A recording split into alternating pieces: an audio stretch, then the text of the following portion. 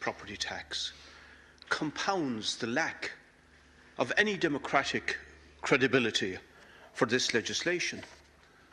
The reality is that the property tax has not a shred of democratic legitimacy. Fine Gael, the majority party in government, categorically ruled out a property tax in its 2011 election manifesto, when it said a recurring residential property tax is unfair. And the Labour Party also ruled out the property tax as now to be implemented. Therefore, we have a blatant perversion of truthfulness by the two main parties of government in front of the ordinary people of this state in coming here and doing an about-face and implementing this very savage austerity tax, which will quickly, with water, grow to €1,000 per annum. Now, next week, the revenue commissioners, which have been given responsibility by the government to implement this odious tax, will be sending nearly 2 million letters to every house in the state. And I'm saying quite categorically there should be a wholesale rejection by the big majority of householders, by everybody out there, of any demand by revenue to make returns or to give any information whatsoever. There should be a mass boycott of all aspects of this illegitimate tax being undemocratically foisted on the people. And a massive movement of people power and of workers' power is needed to overturn what is a huge attack on living standards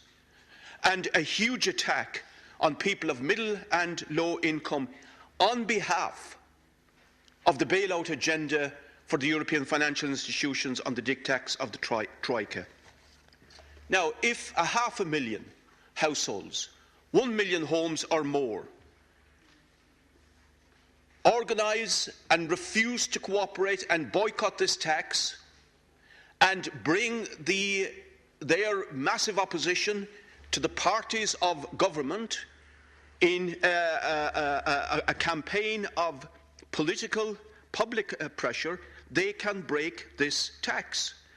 And this tax should be overturned and should be broken, and it's an illegitimate law, and it's legitimate for people to refuse that law and to fly in the face of that law and to defy that law with mass people power and worker power between now and the demand for the returns at the end of May, and to carry that if the government dares to deduct a single cent from either the social welfare or from the wages of workers. That opposition should be carried right through with industrial action in workplaces if there was a dare to deduct and so on. That is the only legitimate response to a tax that has no democratic credibility and provides for a huge attack, an insupportable attack on the living standards, on the incomes of the poor, of the unemployed, of low and of middle income workers in our society.